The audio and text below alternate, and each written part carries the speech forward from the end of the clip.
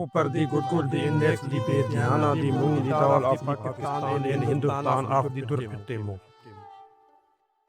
ये अल्फाज किसी पागल की महज बड़बड़ाहट नहीं थे। ये तकसीम हिंद की खिलाफ तारीख का सबसे बड़ा सियासी एहतजाज था। एक ऐसा एहतजाज जो एक पागल खाने से शुरू हुआ और नो मैन्स लैंड पर ख़त्म हुआ। खामोशी, सिर्फ खामोशी। फिजा में एक अजीब सा सुकूत था।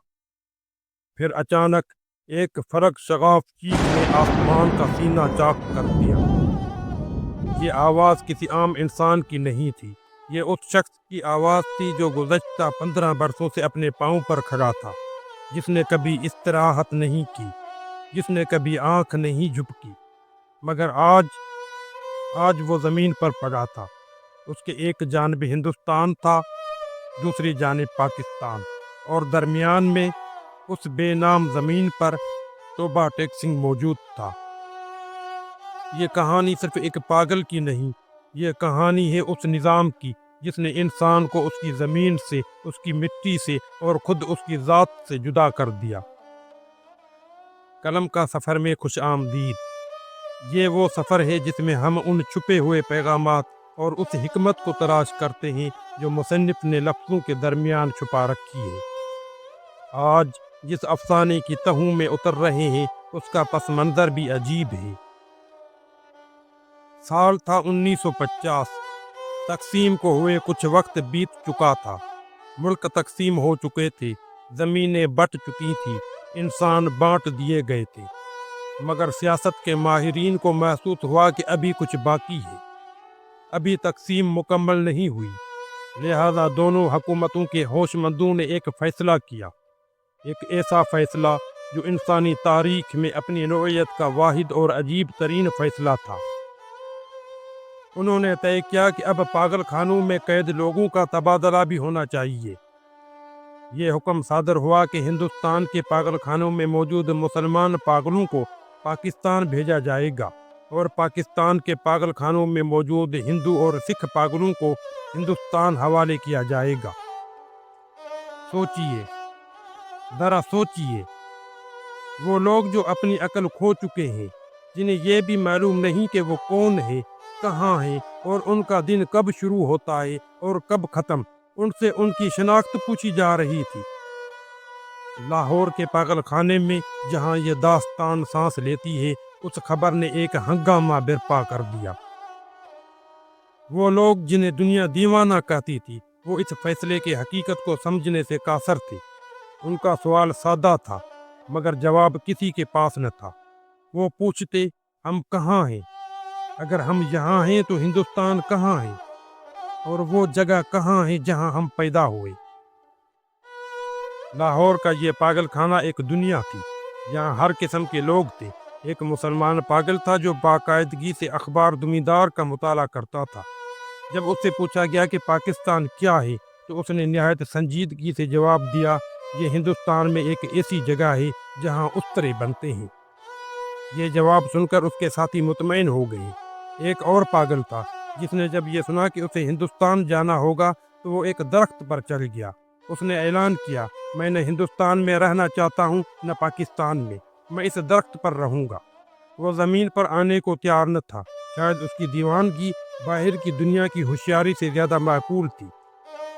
लेकिन उन सब में एक शख्स ऐसा था जो सबसे मुख्तलिफ था। नाम था बिशन सिंह, मगर सब उसे टोबा टेक सिंह कहते थे, क्योंकि वो वहाँ का रहने वाला था। वो ज़मीन उसकी पहचान थी, वो ज़मीन उसकी रूह थी। 15 साल से वो लेटा नहीं था, उसके पाँव सूज चुके थे, पिंडलियाँ फूल गई थी, मगर वो खड़ा रहता, वो चलता रहता। उसकी ज़ुबान से सिर्फ अजीब व गरीब अल्फाज निकलते, ऐसे अल्फाज जिनका कोई मतलब न था, मगर उन बेमाना आवाज़ों में एक सवाल छुपा था। वो हर आने वाले से, हर सिपाही से, हर नए कैदी से बस एक ही सवाल पूछता, टोबा टेक सिंह कहाँ है? पाकिस्तान में या हिंदुस्तान में? जब उसे कोई बताता कि टोबा टेक सिंह अब पाकिस्तान में है और उसे हिंदुस्तान जाना होगा, तो वो हैरान रह जाता। वो पूछता, कैसे? ज़मीन तो वही है, दरख्त तो वही है, आसमान वही है, तो फिर ये मुल्क कैसे बदल गया? اس کہانی کا خالق سعادت حسن منٹو خود اس درد کا شناسا تھا۔ جنوری 1948 میں جب وہ اپنا محبوب شہر بمبئی سے ہجرت کر کے لاہور آیا تو وہ خود کو تقسیم شدہ محسوس کرتا تھا۔ وہ جسمانی طور پر لاہور میں تھا مگر اس کا ذہن بمبئی کی گلیوں میں بھٹکتا تھا۔ منٹو کی زندگی ان برسوں میں کرب کا شکار تھی۔ اس پر مقدمے چلائے گئے، اسے معاشی تنگی نے گھیر لیا اور ان حالات سے فرار حاصل کرنے کے لیے اس نے شراب کا سہارا لیا۔ نوبت یہاں تک پہنچی کہ اسے خود اسی پاگل خانے میں علاج کے لیے جانا پڑا جہاں اس نے بشن سنگھ کو تخلیق کیا۔ نقاد کہتے ہیں کہ بشن سنگھ کا پاگل پن دراصل منٹو کی اپنی ہی بے چینی تھی۔ منٹو نے پاگل خانے کے مکینوں کو پاگل کی نظر سے نہیں بلکہ انسان کی نظر سے دیکھا۔ اس نے محسوس کیا کہ ان دیواروں کے اندر رہنے والے لوگ شاید باہر کی دنیا کے عقل مندوں سے زیادہ باشعور ہیں۔ باہر لوگ قتل کر رہے تھے، لوٹ رہے تھے، عزتیں پامال کر رہے تھے۔ اندر وہ صرف اپنے گھر کو ڈھونڈ رہے تھے۔ وہ صرف یہ جاننا چاہتے تھے کہ ان کا گاؤں کس ملک کے حصے میں آیا ہے۔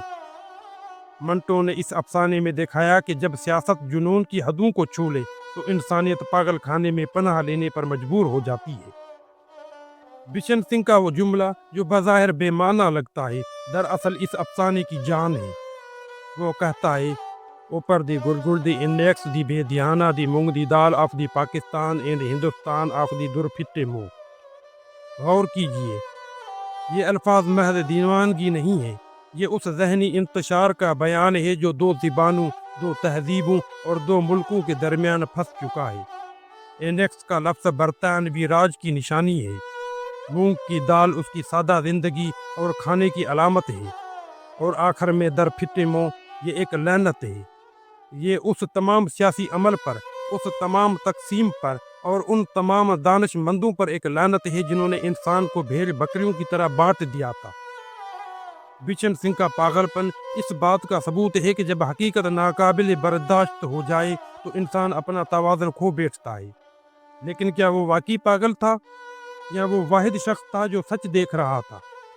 وہ پوچھ رہا تھا کہ ایک لکیر کھینچ دینے سے زمین، یادیں اور رشتے کیسے تقسیم ہو سکتے ہیں؟ یہ سوال آج بھی جواب طلب ہے۔ یہی منٹو یہ دکھانا چاہتے تھے کہ پاگل خانے کے اندر کی دنیا باہر کی دنیا سے زیادہ سمجھدار تھی۔ باہر لوگ مذہبی جنون میں ایک دوسرے کو کاٹ رہے تھے جبکہ اندر ایک سکھ پاگل اپنے مسلمان دوست کو روتے ہوئے الوداع کہہ رہا تھا۔ منٹو پوچھتے ہیں، اصل پاگل کون تھا؟ وہ جو باہر قتل کر رہے تھے یا وہ جو اندر گلے مل رہے تھے؟ اس کہانی میں موجود دیگر کردار بھی اہم ہیں۔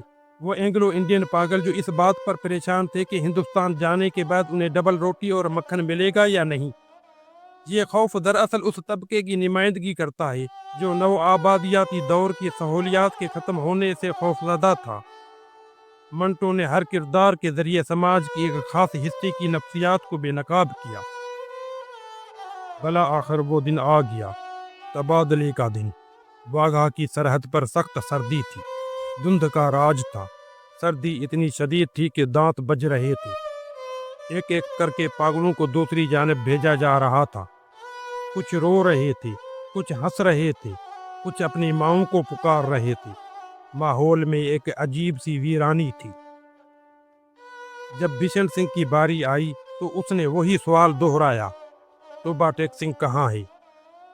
متعلقہ افسر نے کچھ اقطاعت سے جواب دیا، پاکستان میں۔ بشن سنگھ اچھل پڑا۔ اس نے کہا، تو میں ہندوستان کیوں جاؤں؟ اس نے ہلنے سے انکار کر دیا۔ سپاہیوں نے کوشش کی، زور لگایا، مگر وہ اپنی جگہ سے نہیں ہلا۔ بشن سنگھ کو سردی نہیں لگ رہی تھی۔ اس کے جسم پر شاید کپڑے کم تھے مگر اس کا عزم ہمالیہ سے بلند تھا۔